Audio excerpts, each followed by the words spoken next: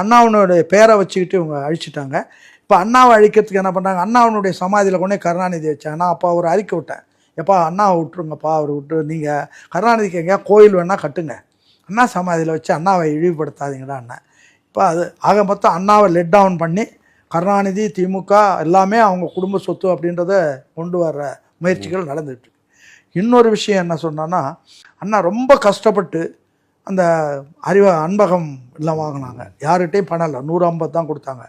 மதியழகன் தான் போய் அவருடைய சொத்தை விற்று 5000 ரூபா கொண்டாந்து கொடுத்து அதை வாங்கினாங்க. 30,000 ரூபா அந்த வீடு. 5000 ரூபான்றது பெரிய தொகை. அன்றைக்கி வந்து டி நகரில் கிரவுண்ட் 1000 ரூபா கூட கிடையாது. இன்றைக்கி 20 கோடி 15 கோடி 20 கோடி தான்.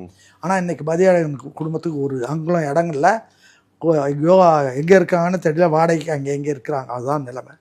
அப்படியெல்லாம் இருந்த ஒரு இயக்கம் இன்றைக்கி வந்து எங்கே போயிருக்குன்னு பாருங்கள். அதோட நம் நாடு பத்திரிக்கை அரசியலில் பொது பத்திரிக்கை தான் இருக்கணும்னு நம் நாடு பத்திரிக்கையை கொண்டாந்தார்.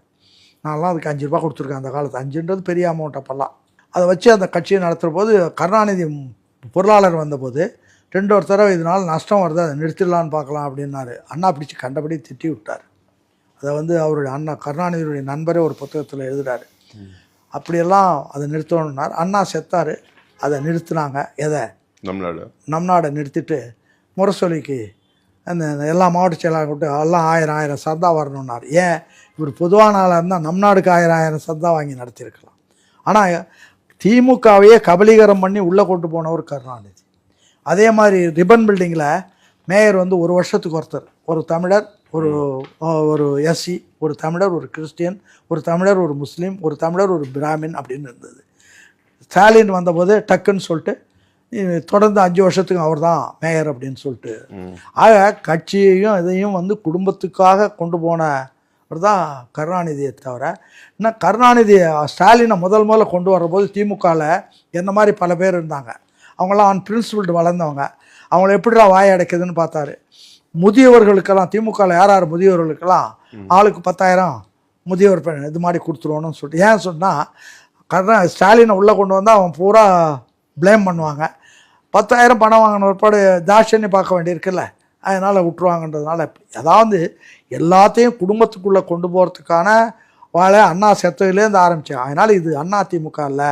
1971 திருச்சியில் ஒரு மாநாடு கருணாநிதி போட்டதில் 40 பக்கத்தில் நான் ஒரு புத்தகம் போட்டு, இது வந்து திமுக இல்லை, திருவாளூர் கருணாநிதி குடும்ப கட்சியா, கருணாநிதி தலைவர், அவர் சம்சாரம் ராஜாத்தி அம்மா மகளிர் பிரிவு தலைவர், அவர் மச்சான் மாறன் பாராளுமன்ற தலைவர், அவர் மகன் ஸ்டாலின் இளைஞரணி தலைவர், இதுக்கு பேர் அண்ணா திமுகவா அப்படின்ற புத்தகம் போட்டு அவர் கையிலே கொடுத்துட்டு அந்த பொதுக்குழுவில் நான் இருக்கிறேன்.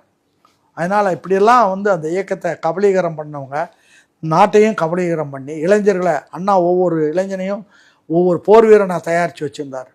இன்றைக்கி எல்லாரையும் குடிகாரனாக மாற்றியாச்சு. அதனால் சூடு சொரணை இல்லாமல் இருக்கிறாங்க. நாட்டையும் வீணாக்கி அதையும் வீணாக்கி இவங்க குடும்பத்தில் ஒவ்வொருத்தருக்கும் ஒரு இது இருக்குது, ஃபேக்ட்ரி, சாராய ஃபேக்ட்ரி. இன்னும் போன பீரியடில் இந்த கனிமொழி வந்து நாங்கள் ஆட்சிக்கு வந்ததும் சாராயத்தை பூரா எடுத்துருவோன்னு ஒரு ஸ்டேட்மெண்ட் கொடுத்தாங்க. ஆனால் வந்தப்பட்ட அந்த அம்மாவே ஒரு சாராய ஃபேக்ட்ரி மதுராந்தகத்தில் ஆரம்பிச்சிட்டாங்க. அதனால் இதெல்லாம் ஒன்றும் மோசடிகள் தான் நடக்குது. இதெல்லாம் எங்களுக்கு ஆரம்பத்துலேருந்து பார்த்து வந்தவங்களுக்கு ரொம்ப வேதனையாக இருக்குது. அண்ணா வளர்த்தது எப்படி இன்றைக்கி எங்கே போய் நிற்கிறோம் அப்படின்றது, அதுக்கு ஒரு மாற்று வேணுன்றதுனால நாங்களாம் எதிர்பார்த்து. நான் வந்து விலகி இருக்கிறேன், ஆனால் தமிழ்நாட்டில் இருக்கிற எல்லா தலைவர்களும் எனக்கு வேண்டியவங்களாக இருப்பாங்க. அப்படி தான் இருக்கு. இப்போ வந்து நிலைமை மாறிடுச்சு. இனிமேல் மக்கள் விழித்து எழுந்துட்டாங்க. நீங்கள் கொடுக்குற பணத்துக்கு மயங்க மாட்டாங்கன்றது இப்போ தெரிஞ்சு போச்சு.